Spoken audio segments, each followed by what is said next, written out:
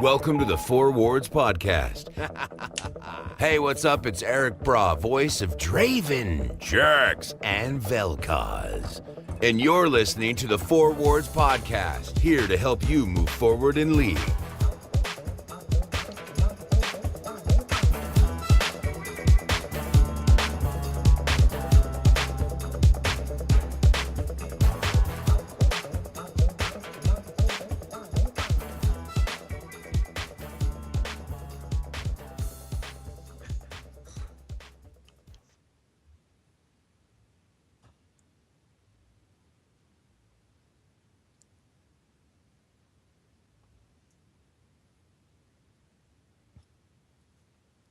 Moderately excited.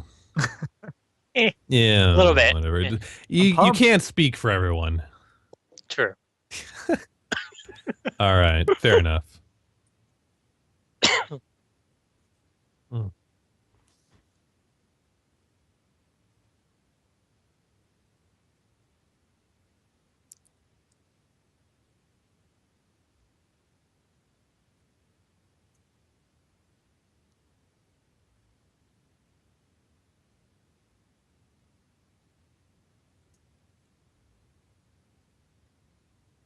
One of two.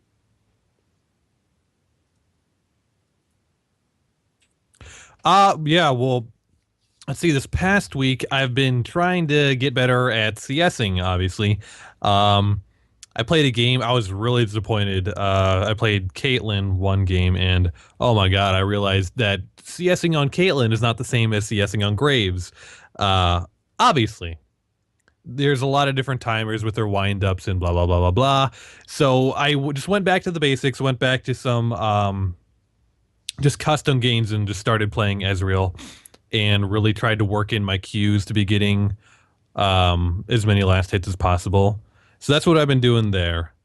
I've also been, doing other stuff. But who wants to hear about that? Last hitting's awesome. Right.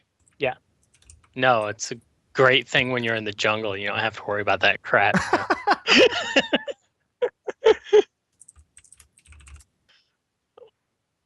I got a couple games in, but yeah, they were both really bad. I think I did well dealing with an extremely toxic person in game. So I learned to deal with that well. Outside of that, though, I haven't really been hitting ranked just because I'm really trying to get comfortable with the jungle and the champs since all these changes. So I'm really trying to figure things out and get comfortable. I think I've got it narrowed down, but I've been testing some stuff, and a lot of my tests have been crashing and burning so far. So That's why they're tests, Exactly. Gives you a chance to really crash and burn. Hey, that's that didn't sound right. It also gives you a test to do. It gives you a chance to do well and learn what works. Yeah, but I mean, if you're not doing well and you're at least learning from not doing well, then that's a win in my book. So it's the best time to learn. Yeah. Frost, how about you? How are your goals going along? Okay, so I was playing a bunch of normals, and I've still been avoiding ranked. But this time, I'm gonna say I have a somewhat legitimate excuse in that I had laser beam shot into my eyes yesterday, and the doctor specifically told me to, stay away from staring directly at the computer for too long. More specifically, I wasn't just leaning against a Victor. I had LASIK eye surgery. Mm-hmm. Which is why, for those of you watching the video cast, I'm not actually wearing glasses right now. Yeah. Well, they haven't seen you with glasses on. That's true. Yeah, you could have made up anything else, and they would have had to believe you. You noticed tonight I'm not wearing my afro because I had it shaved off. They wouldn't know the difference. Yeah, and people are really... You had a chance, damn it! I will say this though, I'm committed to getting my goal, which I believe I mentioned was hitting plat, not getting an afro, maybe another time. I meant get afro moo. Oh, okay. I don't know how one acquires afro moo. I want an afro moo. I know, me too. I'm committed to my goals. So if by the time we're recording the April Four Wards podcast and I haven't started grinding ranked games, just give me shit for it. I don't care. Will do. Yeah. We'll make How sure. about you, Asderition? Oh yeah. So goals are going okay. It's been rough, honestly. It's been hit or miss with the ranked lately. I'm still struggling with the early game. I'm still not finding that solid groove that I used to have.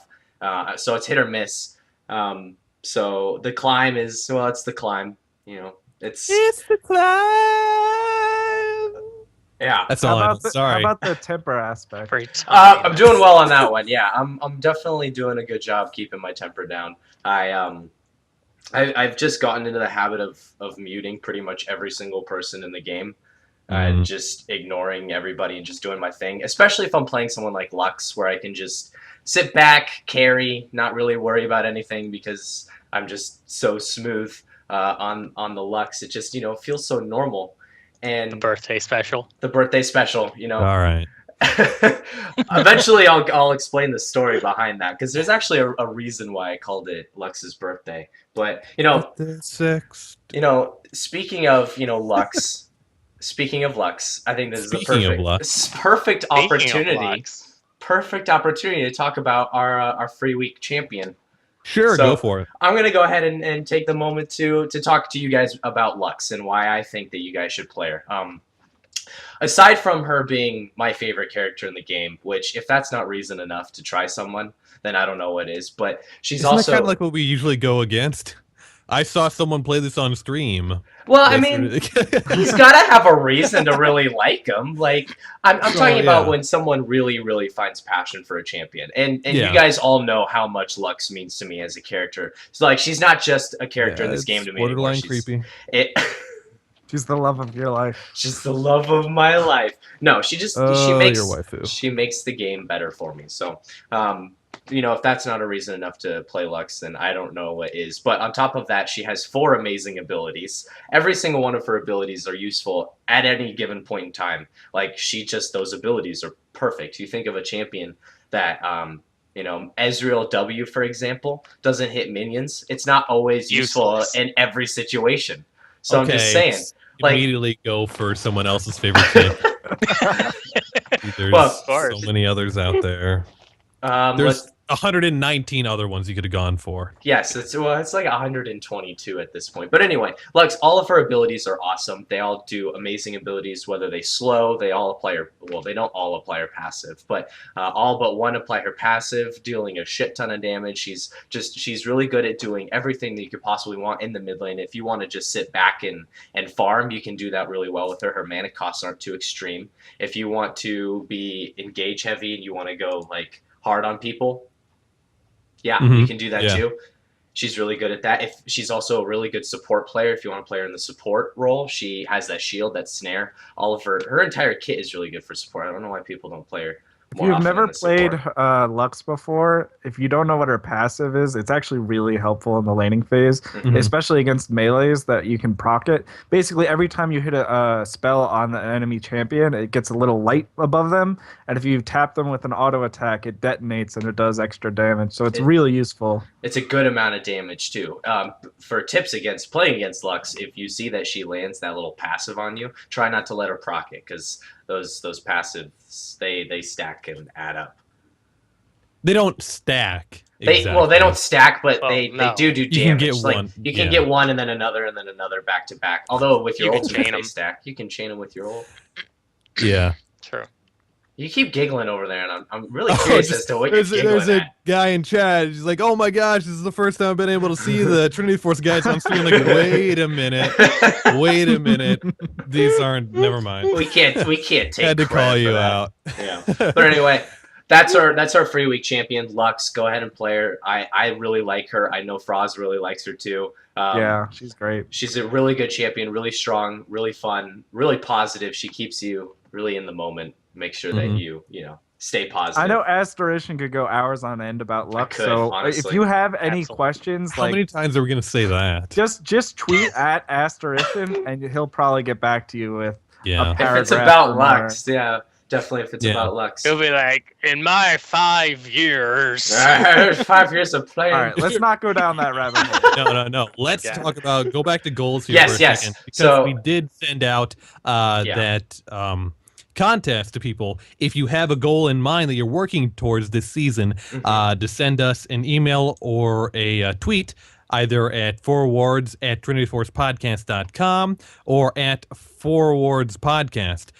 We got some responses in this week, and I'm just going to list them off here. Buffy is a support main and reached Silver 2 last season, back down to Bronze 1, and his long-term goal is to finally reach Gold this season. We got Summoner Shuri. His goal is to get to Silver 3 and to learn jungle efficiently. All right. I'm not done, Jesus. Christopher, a.k.a. Souls of Battle, writes in and says, great first podcast. My goals are to improve my emotional intelligence. I'm glad you listened to the first episode. Yeah. Make it to level 30 and finally continue to learn and accept feedback from friends who have played this game for years. These are all really great goals, and I'm glad you guys are developing them here. Those and I really like. So a lot of people think that Elo, like climbing ladder goals, is kind of like a lame goal. It's like, well, you just do that naturally. You should set goals, that are more specific. Like, I want to learn how to do this and that. But I actually really like goals that are very specific. Like, you can say, oh, I want to learn how to play LeBlanc to her best abilities. But at what point are you actually like as good as you could possibly be with a champion? Like those ladder goals are really specific, and they're really easy to know when you've reached that goal. Like when I hit Diamond 3, I've reached my goal. That is it. I've done. I've finished my goal. So I really like these. They're modest goals, and they're really solid goals. I like them. So good job, guys. Yeah, and like obviously Absolutely. you can have other goals like CSing and stuff that work into climbing the ladder, because obviously there's a lot of components to winning the game to gain LP, blah blah blah blah blah. But yeah, just having that defined goal and setting that up. So I'm not going to go for platinum. I'm just going get me to that next rank or whatever it may be for you. It's a good way to start. Yeah. Yeah, definitely but is. I mean, let's be honest though. The best goal here that I'm seeing so far is Shuri wanting to get better in the jungle. I mean, that's the only thing that matters. Let's be honest. Yeah, let's be honest. It is. Definitely. Yeah, totally. Well, I'm glad that you're trying to learn the jungle. A lot of people would be intimidated by that. They see the jungle as like some sort of force in nature that they can't handle. But We can't even do Force of Nature anymore. Oh, the old people puns. Can you guys even like go on at that? Like Frost? Yes, I can. No, I you go- can. I know you can, but can you go Leviathan. on? Can you on at that? Can you on at Force of Nature? Did you ever have Force of Nature? They removed Force of Nature like right shortly after I started playing. Okay. So. So you Gotcha. can. So you can. All No, right, I that's fair. remember it. I don't think I played long enough to actually ever build it. So Oh, all right. Yeah. God, what So, a day. yeah. What a day. Time I started. Yeah. Let's just move on here. Trinket tip for this week. Frost, I'm gonna let you take that. Excellent. Okay, so if you listened to last week's trinket tip, it was actually about a trinket, and I don't want the listeners here to get confused. The forwards trinket It's not tip gonna last long if we do it that way. is Sure, not sure. just about trinkets. It would be, I don't know, it would get a little repetitive and it wouldn't last very long. So this week's tip is actually about leveling up your skills. So a lot of times you hear things like, oh, this champion gets a power spike at this level, or maybe, at level 6 you unlock your ultimate and then it's a game changer for whatever situation you're in. If you're relatively new to the game, you're probably just pressing that little icon that shows up above your skill to level up whatever ability it is. And that's, fine if everything's going casually. But there's these very useful hotkeys that you can use to actually just level up the skill without having to move your mouse into position. So imagine you're in the middle of a duel with somebody, you're trying to reposition or dodge a skill shot. The last thing you want to do is have to move your mouse cursor into the thing above your R button to level up. So if you actually hit the control button and then hit Q or control W, control E, or control R, it'll level up that corresponding skill.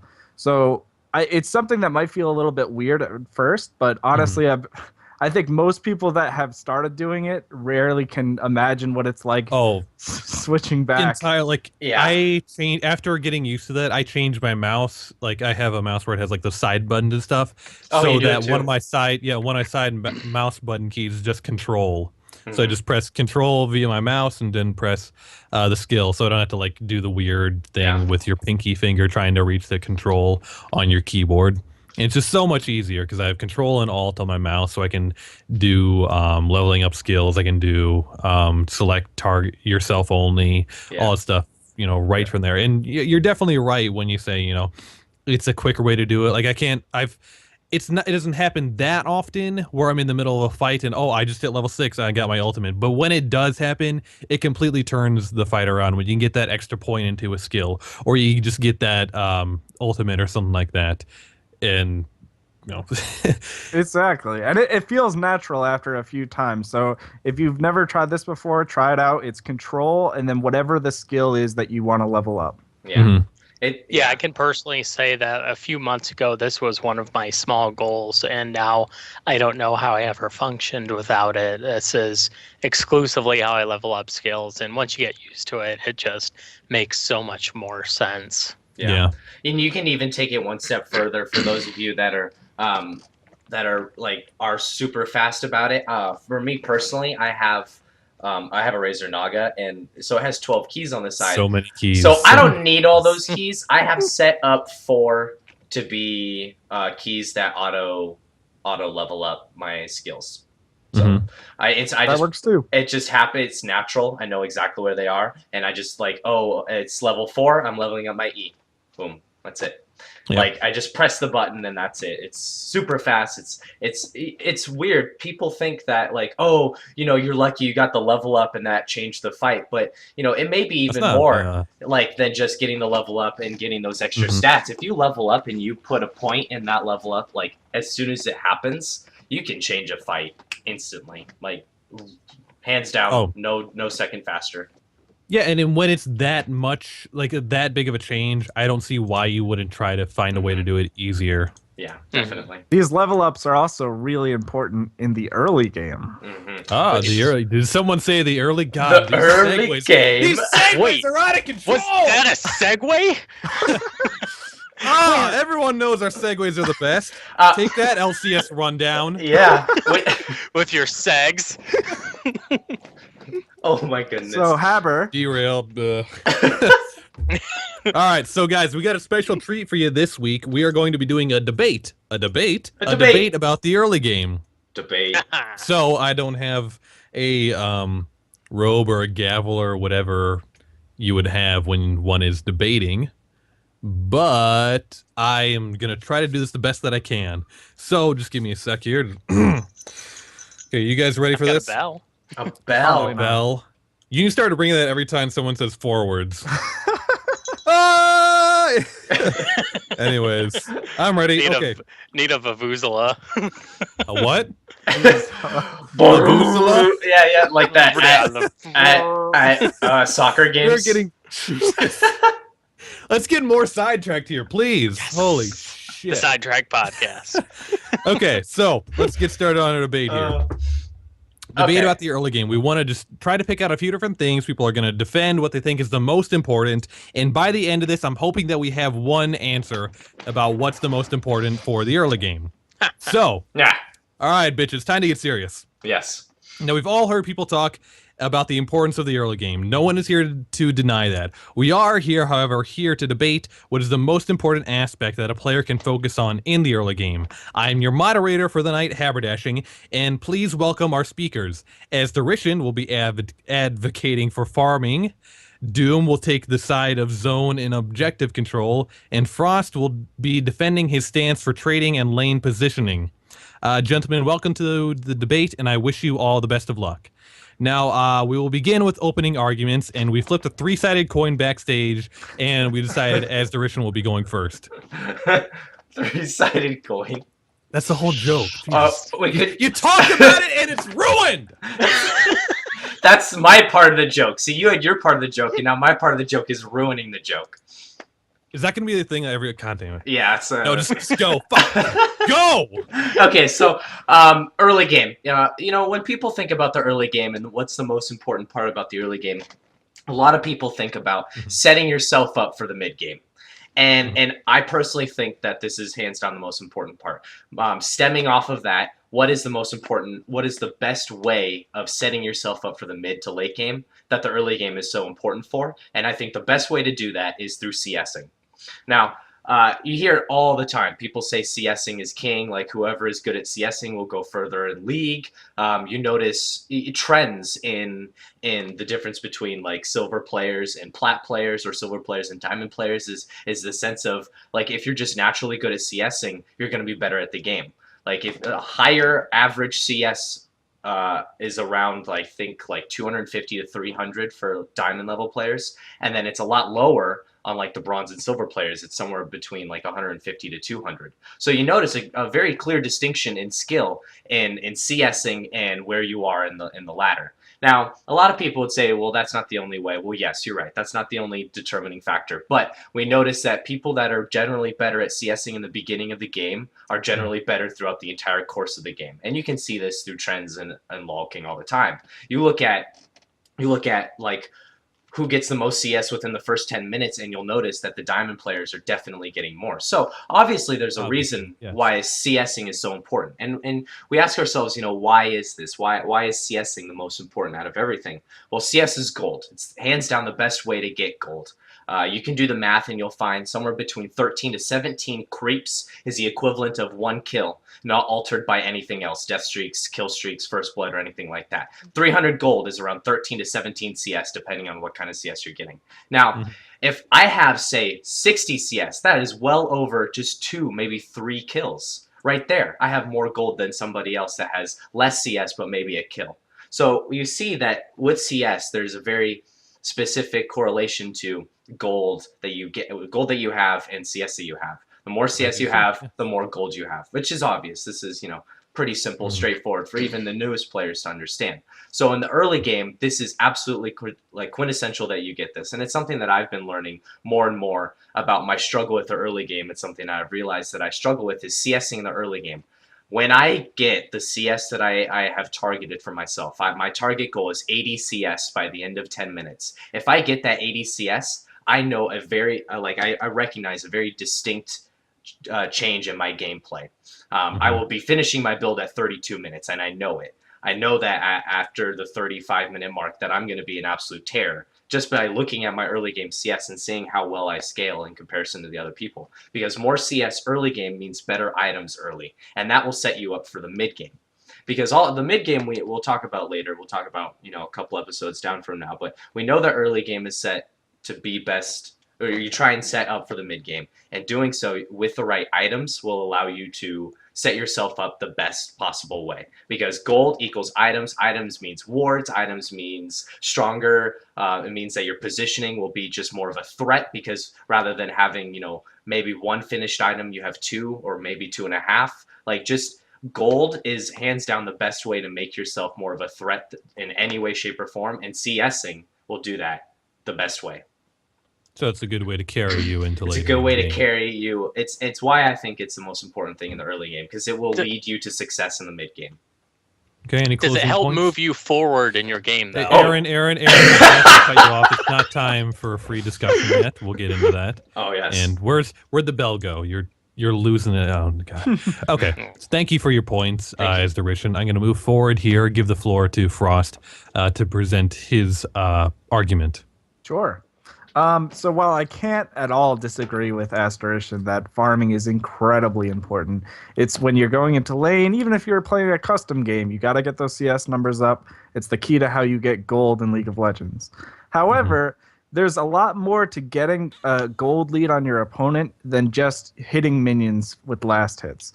One of the things that I find the most rewarding and satisfying parts of League is being able to out-trade my opponent in lane and develop an advantage in that way.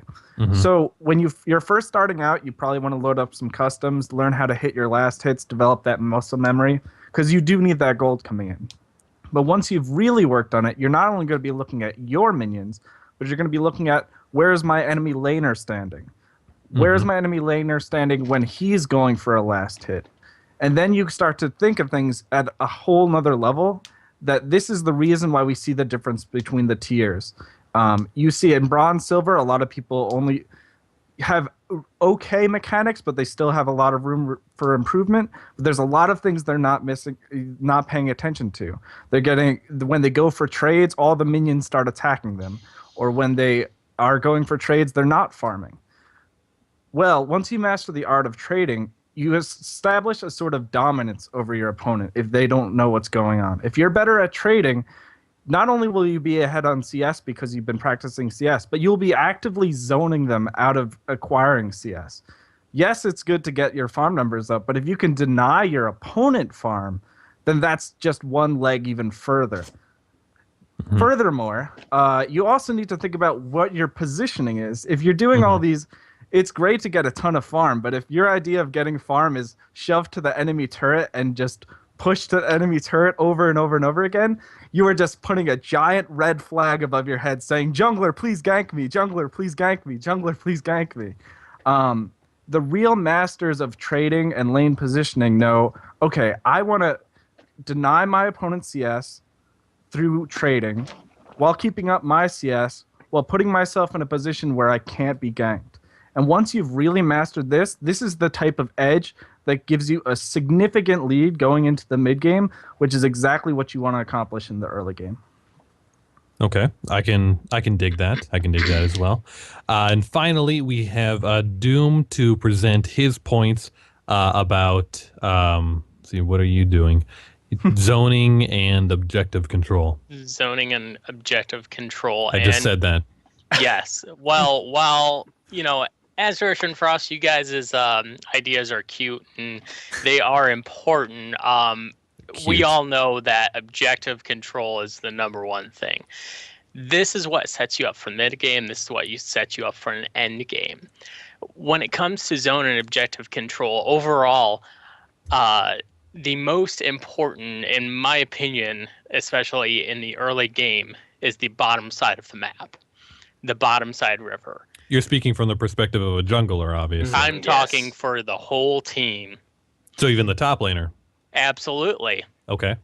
Because this is where teleport comes in. This is where getting your first dragon comes in, buff control, getting your jungle ahead, getting your mid ahead, getting your ADC ahead. It all comes down to controlling the zone that is the bottom of the map.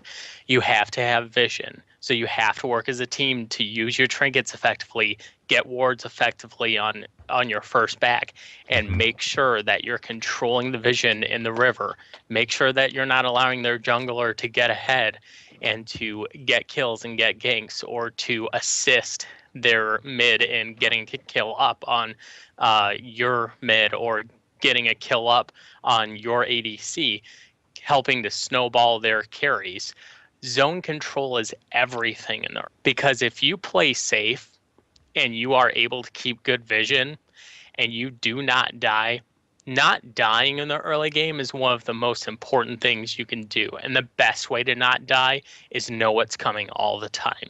If you establish vision control, if you establish zone control, make sure that the jungler is able to farm safely so that he can keep up in levels by controlling the zone, which is your jungle. Then, as you transition towards the mid game, you can start to exert your control on the river. You can exert your control into their jungle. And by the mid game, you're the one who's taking the mid tower, or you're the one that's taking a bot tower. You're the one with wards up that allow your top to teleport in so that they can help assist with that dragon, or assist with that dragon fight, or assist with that bottom lane gank and shove of that bot tower. And it allows you to help get ahead by possibly getting vision on their blue, controlling their blue buff, starting to control their jungle, and making the map smaller for the other team. By exerting your dominance with vision and zone control early, using your jungler, your mid, your carry, your support, and the threat of your top's teleport, you can control the game early very easily and transition into a solid mid game that can snowball you forward into that victory. You can win the game with good early zone control. Period. All right. I'd like to thank you all for your analysis here, and I'm going to move the discussion now into sort of a open discussion time and cross-examination rebuttal period. So feel free to make comments about what other people had said. Does anyone have a point they'd like to start this on? I have something initially. Okay, please. And it's just like a clarification just to settle some things before we really delve into this. As a jungler, would you consider blue buff to be an objective or a CS for you? I would consider it to be an objective. But it's not just another. So it's not just another creep to you. It is an objective. It is an objective. So yes, every jungle camp is an objective to me. So just to establish that Doom here is a jungle main, and buffs are objectives. So to him, saying that this objective is the most important thing could potentially be taken as a little biased for talking about the entire team. Can we agree on that? That could be a bias that top lane Yes. may not necessarily agree that blue buff at the second it spawns is the most important objective for him. That's what he needs to focus on the most right now. Okay. As a jungler, it would be, yes. And even maybe as like a AD carry or mid laner to help out your jungler leash. But from a jungle perspective, buffs until a certain point of the time that is not early game is not an objective or something that other lanes need to worry about specifically until the mid game.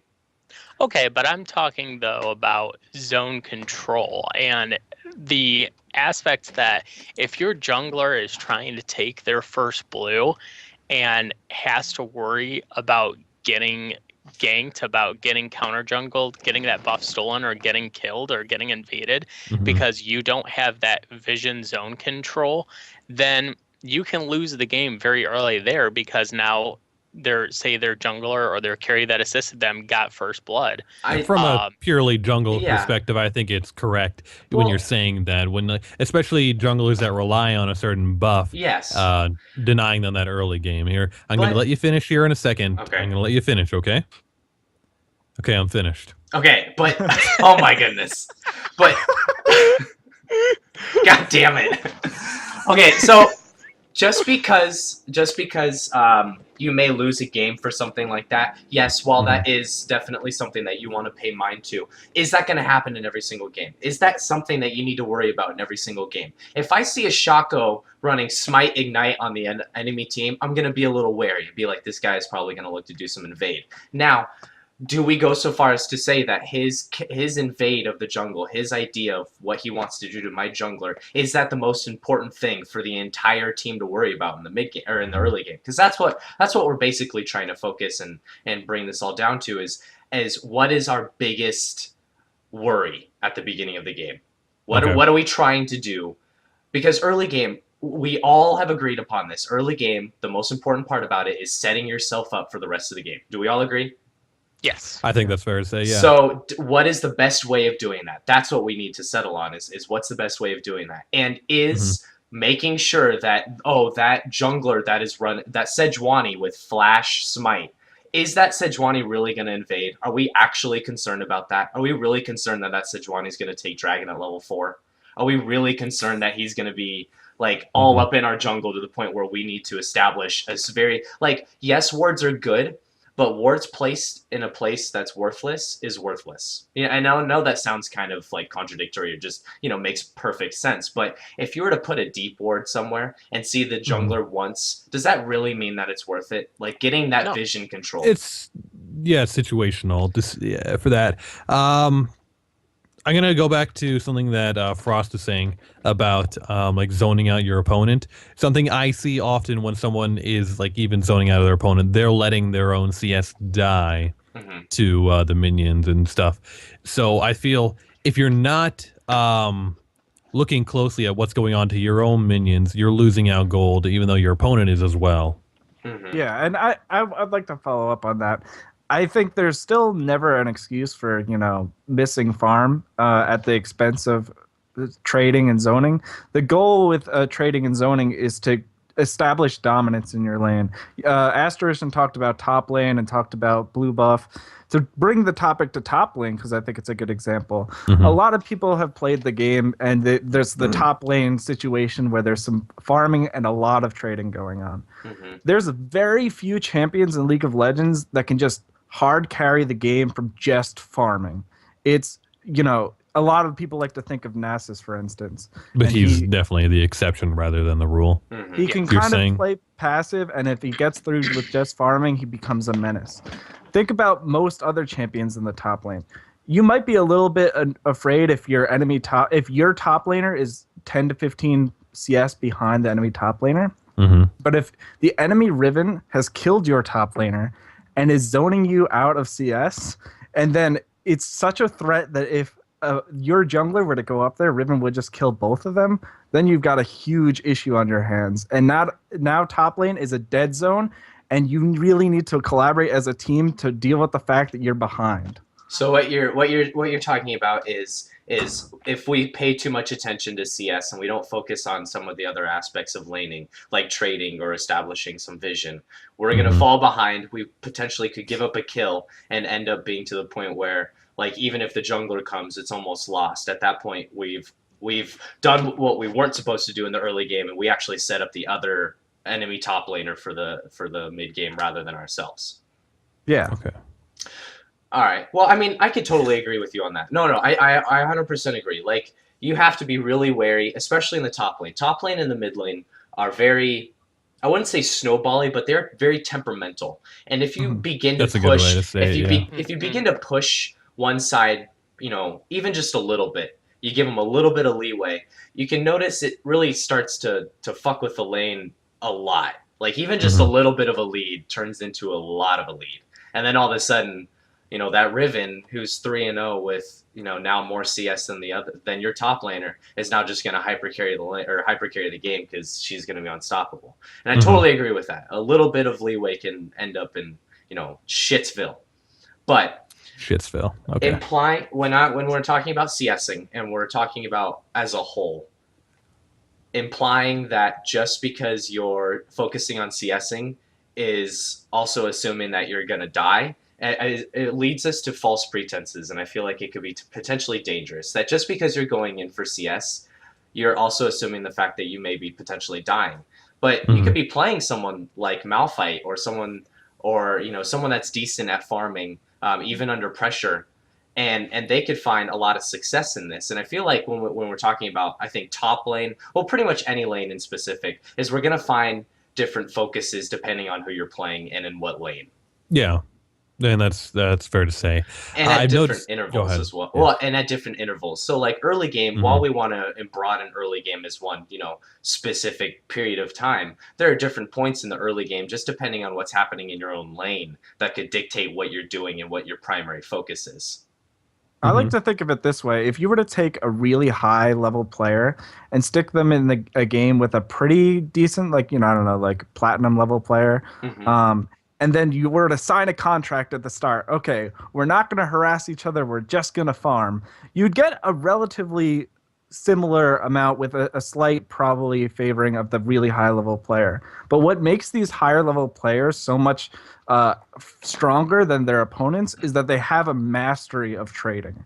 And because they're so strong at trading... But they're able to trade while they're CSing. And that's... And you're also, well, and again, while I don't disagree with you, you're also bringing in a very select group of people. Like you mentioned Diamond, for example. Only like 5%, if that much, is of the player base is Diamond. Now, if Diamond players are watching this podcast, thank you. I really appreciate it. But I think we're not what really he's saying it's more of like an ideal. Yes, and while it's ideal, maybe it's ideal, but that's not the case. Like, we can't buckle it all down and say just what's ideal, because that's not what is ideal. What is ideal is taking the math, taking the quantifiable aspects of the game that we can judge and we can account for, and using those to our best advantages. And the way we know to do that, the most effective way we know to do that, is through gold management.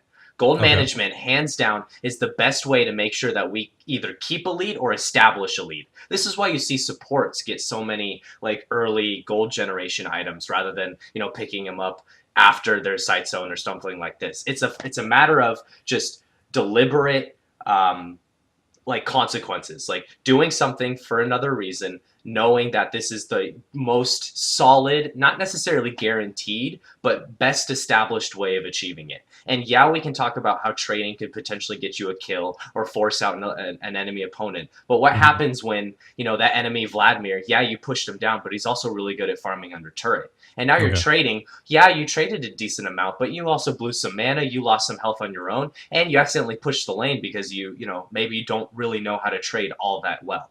While CSing, on the other hand, will get you the gold that you know you need, because we all need gold to succeed in this game. Hands down, guaranteed, gold wins games.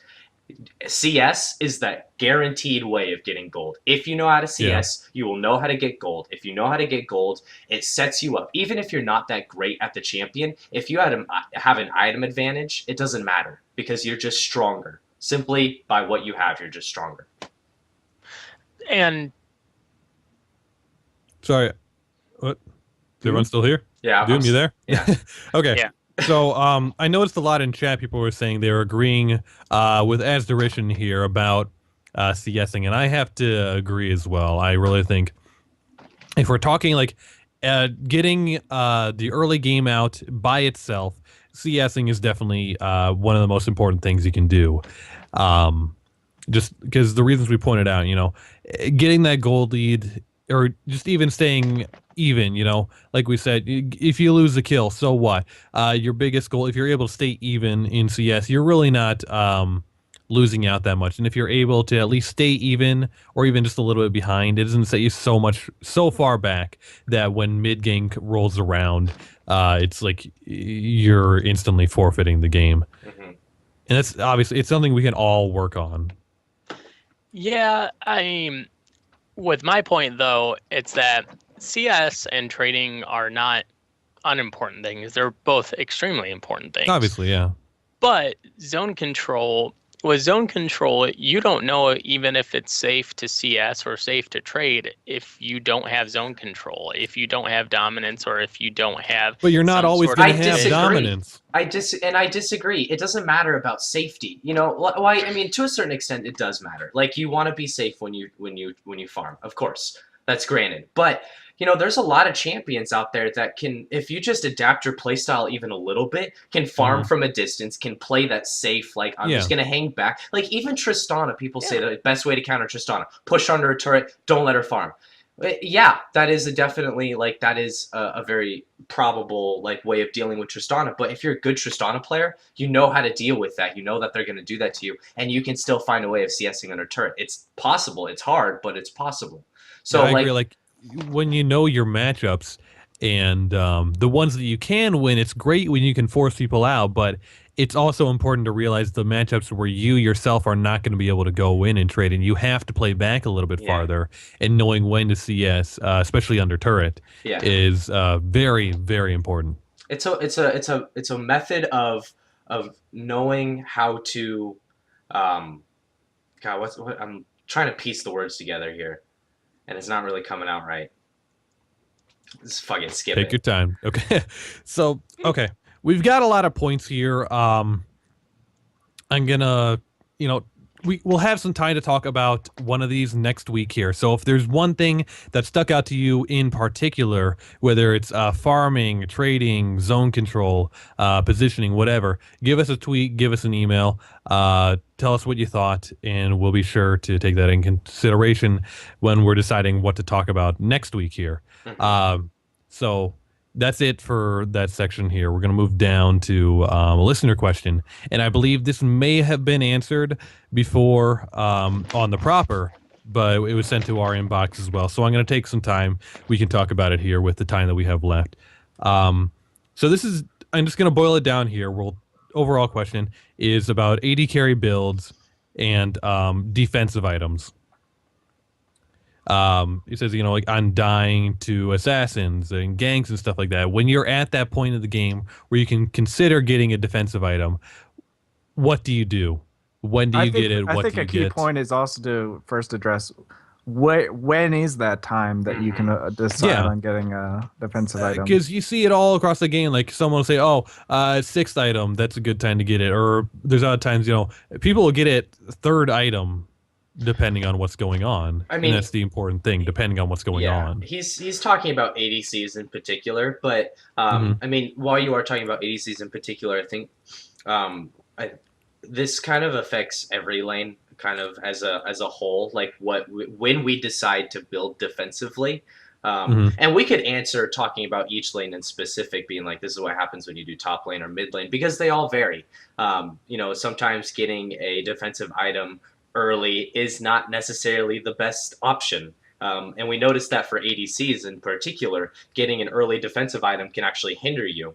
Because it stops you from CSing, it affects your trades, it affects your dragon control, it affects your ability to take turrets. Like early defensive items have often led to hindrances rather than, positive outcomes. Think about the role itself, really, the AD carry, the attack damage carry. Yeah. Think about what you bring to the team, and you're one of the few roles in the entire game that is primarily designed around building almost all damage. That's your contribution to the team. If you go for a super early defensive item, I mean, it doesn't really matter if you're auto-attacking and staying alive if you're, not doing any damage to the turret or not doing any damage in a team fight. But at the same time, some damage is better than no damage. Yeah. So if you're getting deleted at the start of every exactly. fight, you might need to consider a defensive item. Yeah, and especially when they have people like a Talon or someone who can very easily get back to you, like even a Vi who's gotten ahead enough and has that Trinity Force already in her back pocket, it's time to start thinking, okay, how am I going to keep myself alive if my teammates aren't going to be able to peel for me? Yeah. But I think I think AD carry specifically, there's a certain amount of there's a grace period that we have to give to ADCs because there's a certain amount of damage. There's a role that they have to obligate that Froz was talking about. Like you're the ADC, your job is to do damage.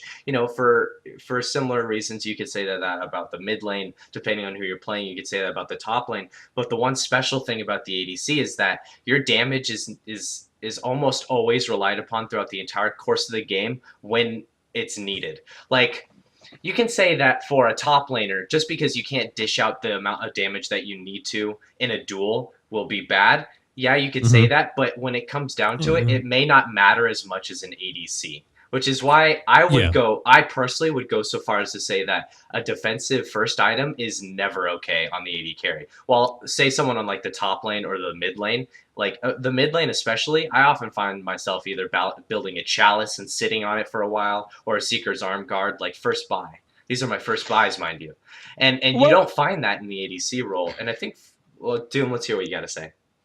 Well, I mean, the only thing I was going to say is that I think when you're thinking defensive items on an AD carry, though, you have to broaden your definition of defensive items. Like, it needs to be, you're not going to build armor while that's considered defensive. Lifesteal, still offensive, is a defensive skill for the ADC because it gives you life back. So as a defensive item, you might say Bloodthirster. But there's obviously like a difference here. Like if you're being blown up, you need to get a real defensive item versus lifesteal or a Bloodthirster. I'm talking like the specific instances where you are getting shredded, you're getting blown out so fast that you're not able to contribute anything to the team fights. I don't necessarily think that that's an item problem. I think that might be a player problem. I think that player is probably in the wrong spot. When there are assassins out there, and obviously warding is a good start, and having your teammates close to you is a good thing as well.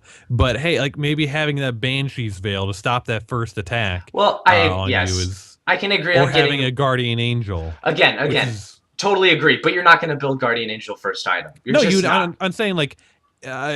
I think the threshold should be you at least have 2 items, and the general thing is now you get your Infinity Edge and you get your crit multiplier item, building off of Zeal, which is either your Phantom Dancer or your Static Shiv, and then maybe you can think about getting a defensive item. Yes, well, I mean it always needs to be. Okay, sorry, Doom, go ahead.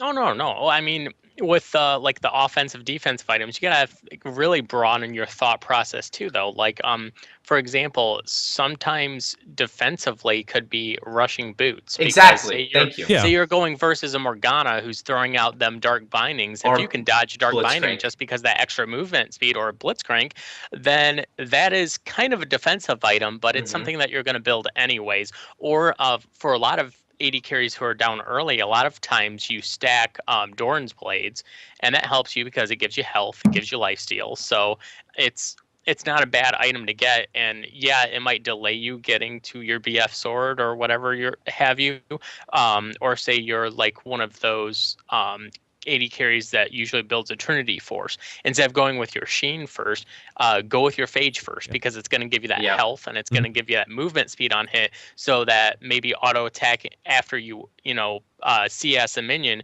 you can back off real quick, or get out of range of that skill shot, or get out of range of that Caitlyn who outranges you, because you have that extra movement speed. So, I think that building defensively on and 80 carry is a more broad thing, but don't be afraid. Like they were saying, don't be afraid to, once you get, one off or two offensive islands or items, or say you have a few bloodthirsters and some, or not bloodthirsters. A few bloodthirsters. No, a few, yeah. Make sure you're stacking bloodthirsters. No, Yeah, after you have a few Dorn's blades and some boots, maybe you might consider getting that GA if their mid assassin is getting super fed, because that little respawn time could help you finish them off and shut them down, get the shutdown gold on them, which would pay for your Infinity Edge or so on and so forth. So I want to talk about something that Asderition mentioned earlier about top laners, they'll build defensive items earlier,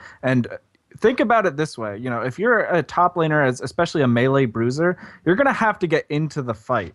So no matter what happens in a team fight, you're usually right in the thick of it, and you're going to be taking damage. So if you get blown up instantly, then you're not going to be able to contribute much to the team. But if you're really good at 80 carry positioning, and this is something that role is all about, and being able to read a situation, say, okay, the threat is down, Vi just ulted somebody else, now I can get behind this tank and start auto-attacking, that allows you to continue building damage because you're a ranged champion. Now, granted, it does reach a threshold where you're being focused so hard and it's really hard to keep going. I'd say in most situations, you kind of want to save your defensive item as a fifth or sixth item. And when if you're completely in doubt, GA is usually a safe pick. But there's some other situations where it might make more sense to get like a Banshee's Veil against heavy AP. Banshees is like the other common pick. Like there are some fringe picks as well, but you're not gonna really see anyone build a Randuin's or that. Sorry, there is like a defensive item that's sort of also offensive. Frozen Mallet. I like Adam's favorite. There's a motto. I love this motto with 80 carry, and I just always think of it. Your job as an 80 carry is to do damage, but a dead 80 carry does no damage. And if there are certain team comps when there aren't like necessarily a lot of gap closers and you're able to kite away, that Frozen Mallet does a lot I Zephyr too is another one of those items. Like I don't necessarily. I don't like Zephyr. I don't typically buy it on ADC. If you need that 25% tenacity, you're fucked anyways. It's so good for champions. Like I really like it on champions like Callista. Or really high kitey champions that benefit significantly from the movement speed. But you just get another Phantom Dancer and you're getting another crit to go with your eye edge. I guess so, but this CDR on Zephyr is, it's 10%, and that may not seem like a whole lot, but at the point of getting the Zephyr, that 10% CDR doesn't fucking matter, because even on Corki, your skills do bub kiss compared to your auto attacks at that point in the game. Not with someone like Callista, where her Q is hitting for 600 damage, or her E if you're getting enough procs. But your auto attacks are hitting for what? They're probably hitting for 400, 500. Guys, I want to mention, if you look at the email that King Corporal sent, he says, I understand I want to do damage, but ganks and assassins destroy me. And when I read that's a positioning thing. It sounds like you might be having some positioning issues, not necessarily item issues. And, getting good vision out and being able to position yourself in a safe position that you can't be ganked or assassinated is going to go probably a longer way than just rushing a defensive item. One thing I like to say about like positioning with AD carries, it's not always about being in the back, it's being close to your teammates. Yes, it's attacking the target in the safest possible place.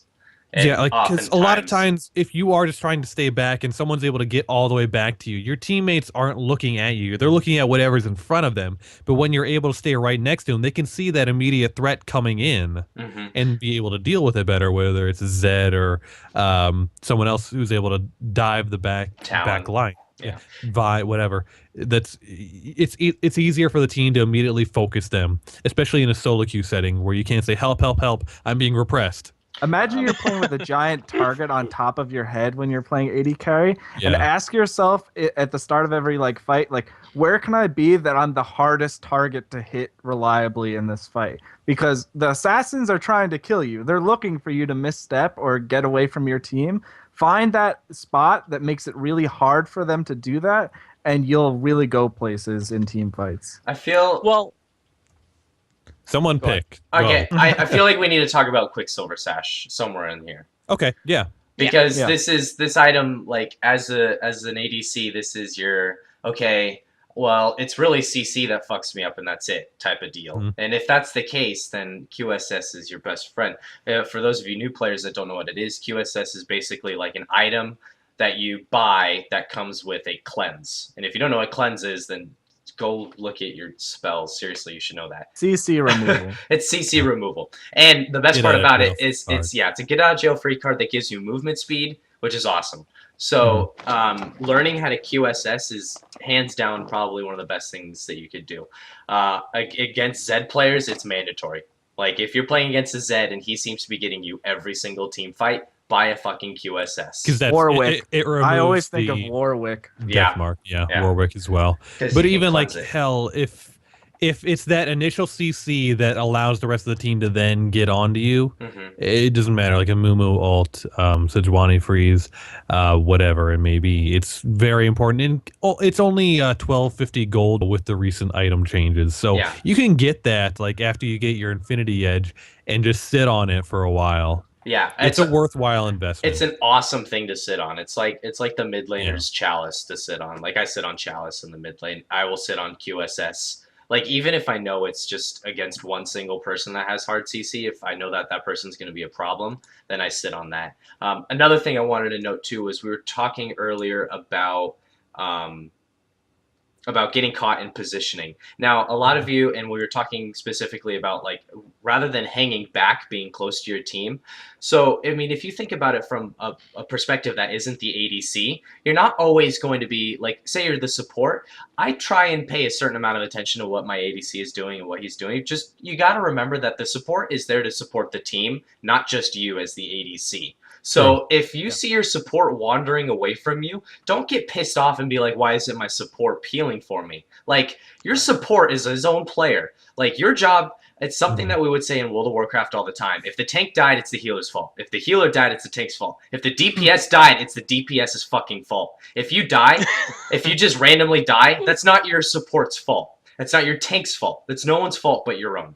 While there is a certain amount of we need to bring in the fact that support, it is your job to, make sure that people don't die. But if you're ADC, if you do something dumb and you get yourself killed, that is 100% your fault. If you're getting killed by ganks all the time, there's a natural problem, and that problem is probably you. You need to check and work on your position. And because you are so squishy, you have a very small margin of error. One little mistake in a team fight can put you out of the whole thing. Yeah. And that's why I think in this situation, I'd challenge you to go back and look at your replays. Pause it at the very start. Look where everyone is. Look at where you are. Look at where your auto attack range is compared to everyone else. I love just picturing these little bubbles around you. Did you use your dash aggressively as opposed to saving it defensively? Yeah, and just going through these team fights ever so slowly to look how it plays out. Where are you focusing? Where are you in relation to your opponents, to your teammates? All these little things, and that's what helped me realize, how to better improve my positioning in League. Yeah. If you're ever thinking about the ADC and what your problem is when you're playing or maining ADC, always just go back and default to your mechanics and see if you're established enough in what you're doing, because that is just an oftentimes a perfect solution to an ADC's maybe issues, is that he's just having a mechanical, like, just something in his brain just won't work right now, and it's mechanics. And usually I see that with ADCs more often than anybody else, is when they're struggling, it's a mechanical issue, and you got to reevaluate what's going on mechanically with your game. Maybe not so much what's going on item wise or skills or something like that.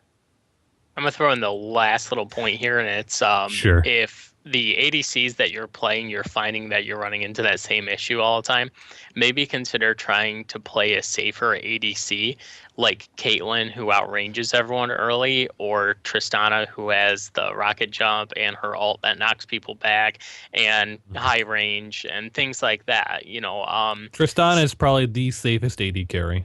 Yeah, absolutely. Go with safer carries and see how you do, because sometimes going with a safer carry and getting good at your positioning with them, where if you're off position but you have your rocket jump up, that's your saving grace. Sometimes getting good with them will help you realize your positioning problems, and then when you start seeing, all right, well, this is where I'm using my rocket jump to escape, then you can start to see, okay, well, if I play this carry, I don't have this available, so I need to make sure that I don't put myself in this position and things like that. So maybe try playing safer AD carries too, and seeing how that works for you too. Yeah. Yeah. I think I kind of want to go back to lifesteal and how that's defensive and stuff. I think we should. But, I mean, we still have a moment. You should talk about Yeah. it. We got time. So another thing I like to touch on is the Vamp Scepter in lane. A lot of times I see people getting it just because they're used to it. You have to really identify whether it's necessary. If you're against a really aggressive poke lane and you feel that you can get that, that's a really good defensive item to buy, because as long as you're not dying, you're then able to get more CS. And like we said, farm up to the mid game. But I don't like seeing it when it's not necessary, like when you have a healer in your lane, or when that Doran's Blade is already enough. Or when they're just finding these really hard engages and killing you every time anyway. Like, yeah, maybe it's not the poke, maybe it's just 100-0. Yeah, I'll notice oftentimes, someone will get a Vamp Scepter after they got ganked a couple times, and I'm like, dude, buddy, like, your sustain isn't the problem. You're getting caught by the jungler and letting yourself die is the problem. You don't need lifesteal. You just need a couple wards and maybe some movement speed. That's all you really need. Just focus on farming. Yeah, I agree. And like, even you can decide maybe you don't need that Vamp Scepter, maybe you just need a second Doran's Blade. Yeah. Because already that's 6%. And Doran's Blade are just, I don't know why people are so hesitant on buying a second Doran's item. Going back to, that used to be the norm. People are like super afraid of it now, and they freak out when they buy it, and I don't know why. Yeah. Like, he got a second Doran's item, so what? Like, yeah, it doesn't build in anything, but doesn't matter. It gives you a crap ton of health, and depending on what you're buying it with, like, usually really good stats, like a 15 AP. 80. 780. 780, 15 AP for Doran's Ring. Yeah. Like, that's hella good. How could you say no to that? Plus mana regen and like Doran's Shield or Doran's Blade gives you lifesteal. Now they changed it so it's 3% lifesteal instead of life on hit. So now it's that's like awesome. always relevant. Yeah, it's always relevant. You can then get your BF sword, and guess what? Those Doran's Blade just got that much better because you got that extra AD on top of it now. Yeah. So like Doran's Blades are like one of the best items to get, like, to stack early. Like, if I die really quickly, like say I die at like level 2 or 3 and I have 470, 480 gold, I'll buy a Doran's Blade and another pot when I'm going back. Yeah, so instead of getting that long sword to eventually build up to the Vamp Scepter that you want, you can then just get that Doran's Blade and you're already set. And then you don't have to waste money. Like, people don't realize that Vamp Scepter is really not that cost effective, so they will buy it and then sit on it. It's actually really not that good to sit on. I think I would rather sit on another Doran's Blade and save my money for a BF sword than buy a Vamp Scepter and then have to save again. Yeah, I think there's just like very small situations where it's actually effective to be building that Vamp Scepter in lane. You're better off just buying a Doran's. Yeah, I mean, Doran's blade. if you're trying to sustain in lane, try auto attacking more, honestly. Yes, Because I see, like, it's not always the best thing as an AD carry to be waiting for that last hit. If you're trying to steal up a little bit more, if you get a couple more auto attacks in, there, it's a decent way to try to heal up. This is Guys, especially true. I think we could talk on and on about. And we could, and there'll yeah, probably be a animations whole and nother things. episode about this, but we are reaching the end of our time here. Yeah. So sign off. Who wants to do sign off? Thank you everyone so much for joining us. Thanks for joining us live here on Twitch. And we won't always be doing this, but we'll be throwing the episodes up on there. But what you can do is go to youtube.com/ was it T-Force Network? T-Force Podcast. T-Force Podcast. And you'll be able to see we're going to start recording these with video and throwing them up that night on YouTube. So you'll be able to watch it YouTube usually either Thursday nights or Friday morning. Also, our iTunes feed will be going live soon. So keep looking on iTunes and you will see us pop in. We'll have 3 episodes to start you out. If you haven't heard the others, go to forwards.trinityforcepodcast.com and you can go there and listen to episodes 1 and 2 already. And this is number 3. Also, please hit us up at Forwards Podcast on Twitter. And forwards for the number 4. The number 4. And forwards at trinityforcepodcast.com is our email. That one's not the number 4. Yeah, that is not the number 4. Just to make it confusing for everybody. Yeah, sorry about that. But yeah, if you got questions about what we did today, or if you got questions that you want us to answer, go ahead. We'd love to talk about them here. What did you like about the early game discussion? And also send us your goals. Yeah. Send us your goals. Get that be going free $10 RP. Yeah. Let us contest. Yes. Let us know. We're not just giving it to everyone. What? Wait, we're not? No, 2 people.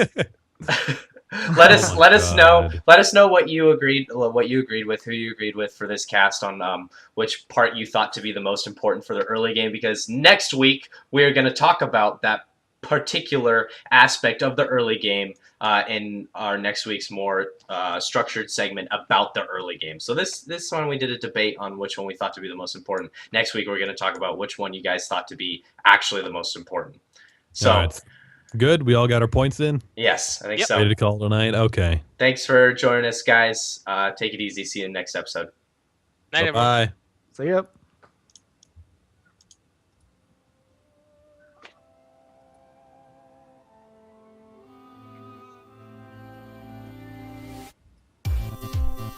Hey guys, thanks for listening to the Forwards Podcast. If you got questions or comments, feel free to email us at forwards@trinityforcepodcast.com.